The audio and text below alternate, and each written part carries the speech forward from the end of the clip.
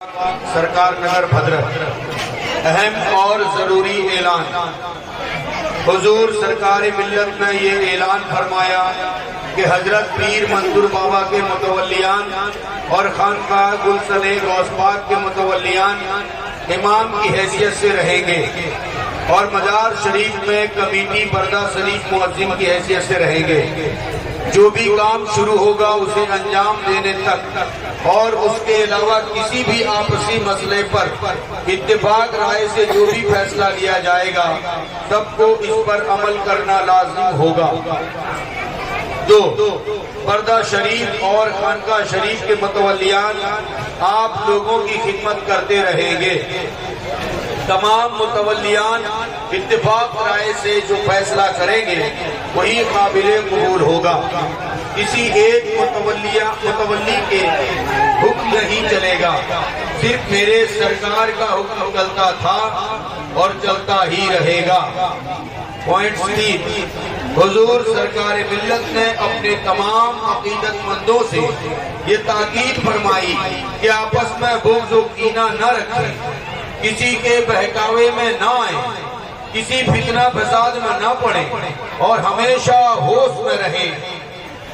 Number 4، حضور سرکار ملت نے فرمایا کہ جس طرح پریشانیوں میں مصیبتوں میں تم میرے پاس آتے تھے اسی طرح میری قبر پر چلے آنا، انشاءاللہ اسی طرح تم قیامت تک بھی میرے ساتھ رہو گے۔ حضور سرکار ملت نے فرمایا کہ جس طرح پریشانیوں میں مصیبتوں میں تم میرے پاس آتے تھے اسی طرح میری قبر پر چلے آنا، انشاءاللہ اسی طرح تم قیامت میں بھی میرے ساتھ رہو گے۔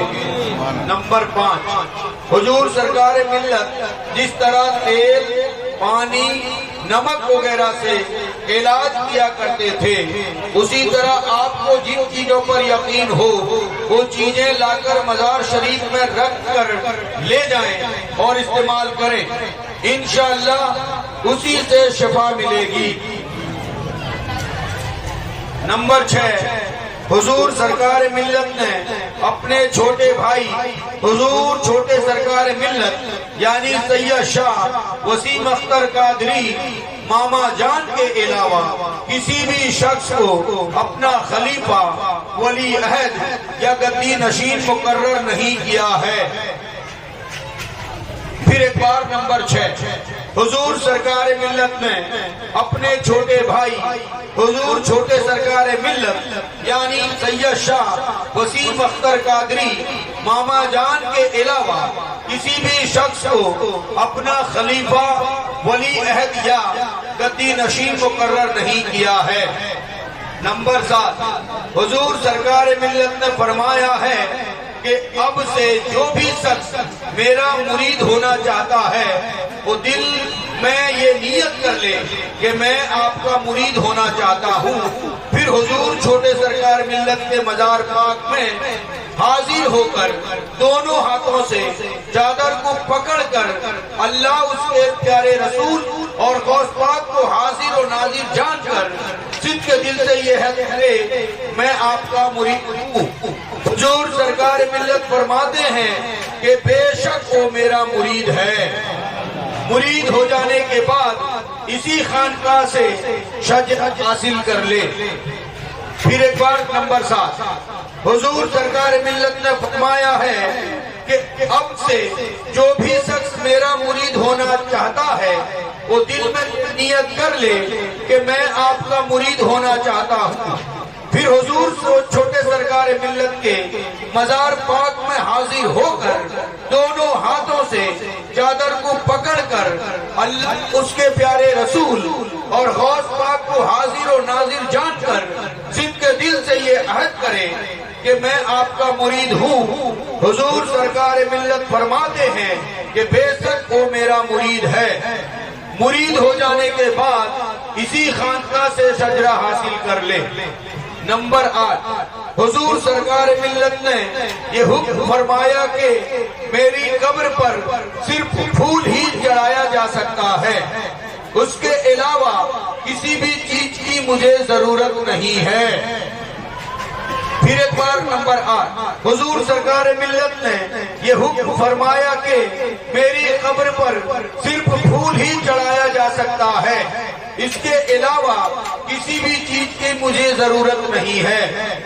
نمبر 9، حضور چھوٹے سرکار ملت کے مزار پاک کا جو کام ابھی نامکمل ہے اس کو مکمل کرنا ہم سبوں کا فرض ہے، ہم سب کی ذمہ داری ہے۔ جس سے جس طرح ہو سکے اس کام میں حصہ لے سکتا ہے۔ پھر ایک بار نمبر 9، حضور چھوٹے سرکار ملت کے مزار پاک کا جو کام ابھی نامکمل ہے اس کو مکمل کرنا ہم سبوں کا فرض ہے، ہم سب کی ذمہ داری ہے۔ جس سے جس طرح ہو سکے اس کام میں حصہ لے سکتا ہے۔ نمبر 10 اور آخری نمبر، خانقاہ گلشن غوث پاک کے تعمیری کام کے لیے جو لوگ رقم دینا چاہیں وہ کسی اور کے ہاتھ میں نہ دیں بلکہ خود لا کر خانقاہ کی ٹریجری میں ڈال دیں۔ اگر کسی دوسرے کے ہاتھ میں دیں گے تو خود اس کے ذمہ دار ہوں گے۔ پھر ایک بار آخری پوائنٹ، خانقاہ گلشن غوث پاک کے تعمیری کام کے لیے جو لوگ رقم دینا چاہیں وہ کسی اور کے ہاتھ میں نہ دیں بلکہ خود لا کر خانقاہ کی ٹریجری میں ڈال دیں۔ اگر کسی دوسرے کے ہاتھ میں دیں گے تو خود اس کے ذمہ دار ہوں گے۔ یہ سرکار کا اعلان، اہم اور ضروری اعلان آپ لوگوں کے سماعتوں کے حوالے تھا، اور آپ لوگوں سے امید ہے سرکار کا یہ فرمان آپ لوگوں سے یہ کہا جاتا ہے کہ آپ اس پہ حرف عمل کریں گے۔